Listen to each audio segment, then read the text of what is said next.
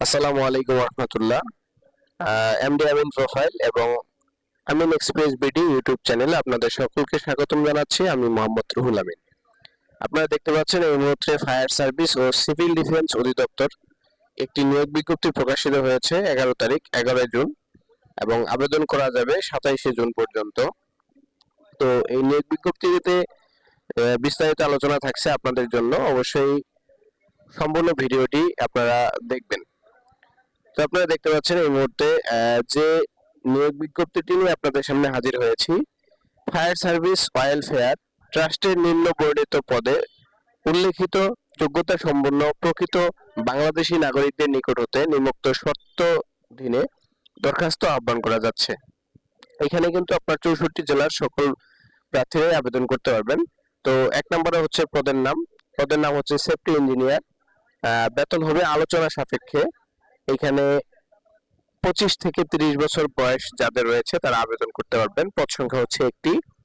Diploma BSc engineering, department of triple E, ME power. এই যে ডিপ্লোমাগুলো রয়েছে, এই ডিপ্লোমা যাদের থাকবে এবং বিএসসি থাকবে, ডিপ্লোমা অথবা বিএসসি, তারা কিন্তু এই পদটিতে আবেদন করতে পারবেন। এবং 5 থেকে 6 বছরের চাকরির অভিজ্ঞতা এবং FPS, FDS, FSS and fire safety plan, এইখানে যে অভিজ্ঞতাগুলো যদি থাকে তাহলে আপনারা এখানে আবেদন করতে পারবেন। সেই সাথে রয়েছে মার্কেটিং অফিসার, বেতন আলোচনা সাপেক্ষে। তো এখানেও 25 থেকে 30 বছরের প্রার্থী আবেদন করতে পারবেন। পদ সংখ্যা হচ্ছে একটি। এখানে যে কোনো স্বীকৃত বিশ্ববিদ্যালয় হতে আপনাকে অবশ্যই স্নাতক বা মাস্টার্স পাস হতে হবে, অর্থাৎ অনার্স। যদি আপনি অনার্স করে থাকেন 4 বছরের, তাহলে আপনি আবেদন করতে পারবেন। আর ডিগ্রি যদি 3 বছরে করেন তাহলে আপনাকে স্নাতক পাস মানে মাস্টার্স পাস হতে হবে। শুধু ডিগ্রি পাশের যারা আবেদন করতে পারবেন না। এবং 2 থেকে 3 বছরের চাকরির অভিজ্ঞতা থাকতে হবে। আর এই পদে আপনারা যে কোনো জেলার প্রার্থী হন না কেন আপনি এখানে আবেদন করতে পারবেন। এখানে আমরা দেখতে পাচ্ছি লেখা রয়েছে প্রার্থীকে অবশ্যই বাংলাদেশের নাগরিক হতে হবে এবং আপনাকে ভোটার আইডি থাকতে হবে। জাতীয় পরিচয়পত্র যেটা, সেটা আপনাকে অবশ্যই থাকতে হবে। জন্ম নিবন্ধন দিয়ে এখানে আবেদন করা যাবে না। আপনাকে অবশ্যই যে ভোটার আইডি কার্ড, সেটা আপনাকে অবশ্যই থাকতে হবে। এবং আপনি এখানে অনলাইনের মাধ্যমেই আবেদনটি করতে পারবেন। এখানে আপনি অনলাইনের মাধ্যমে আবেদন করতে পারবেন না, এখানে আপনাকে ডাকযোগে আবেদনটি করতে হবে।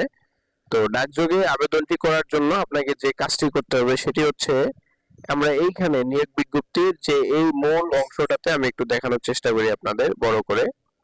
নিয়োগ বিজ্ঞপ্তির এই যে শেষে দেখেন 11 নম্বর অপশন, আবেদন ফ্রম ফায়ার সার্ভিস ও সিভিল ডিফেন্স অধিদপ্তরের ওয়েলফেয়ার ট্রাস্ট এর অফিস অথবা ওয়েবসাইট যে fireservice.gov.bd হতে আপনারা সংগ্রহ করতে পারবেন। এবং আপনাকে আবেদনটি পাঠাতে হবে chairman, fire service welfare trust, fire service ও সিভিল ডিফেন্স অধিদপ্তর, 38-46 কাজী আলাউদ্দিন রোড, ফুলবাড়িয়া, ঢাকা 1000, এই বরাবরে আপনাকে পাঠাতে হবে। তো যারা আবেদন এখানে করতে ইচ্ছুক তারা অবশ্যই তাড়াতাড়ি আবেদনটি করে ফেলবেন, যেহেতু ডাকযোগে এখানে 2-1 দিনের সময় লাগবে আবেদনটি পৌঁছানোর জন্য। তো আপনারা যারা এখানে আবেদন করতে ইচ্ছুক, যেহেতু পদ সংখ্যা খুবই সামান্য, হয়তোবা 2-1 জন আবেদন করবেন, তো যারা আবেদন করতে ইচ্ছুক তারা এখানে আবেদন করে ফেলবেন। এবং নিচে আরো একটি পদ রয়েছে, সেটি হচ্ছে ব্যবস্থাপক পরিচালক। এখানে আপনাকে মাসিক বেতন হচ্ছে 1,20,000 টাকা। আপনাকে চাকরির অভিজ্ঞতা থাকতে হবে মোটামুটি 25 থেকে 25 বছর।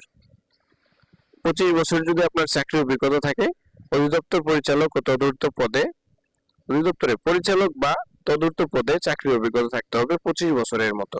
এবং আপনাকে অবশ্যই স্নাতক অথবা স্নাতকোত্তর হতে হবে। তবে প্রকৌশল অথবা ফায়ার সায়েন্স এন্ড টেকনোলজি বিষয়ে অর্জিত ডিগ্রিধারীদের অগ্রাধিকার পাবেন।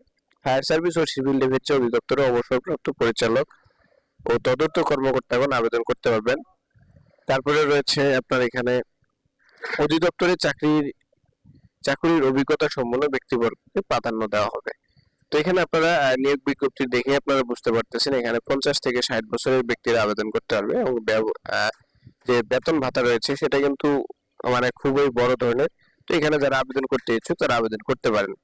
তো আজকে ভিডিও এই পর্যন্তই ছিল, ফায়ার সার্ভিসের ভিডিও। যারা আবেদন করতে ইচ্ছুক তারা আবেদন করতে পারেন, এবং অবশ্যই আমার চ্যানেলটিকে আপনারা সাবস্ক্রাইব করে রাখবেন, যাতে সমস্ত প্রকার সার্কুলার হওয়া মাত্রই আপনাদের নোটিফিকেশন চলে যায় এবং আপনারা দেখতে পারেন।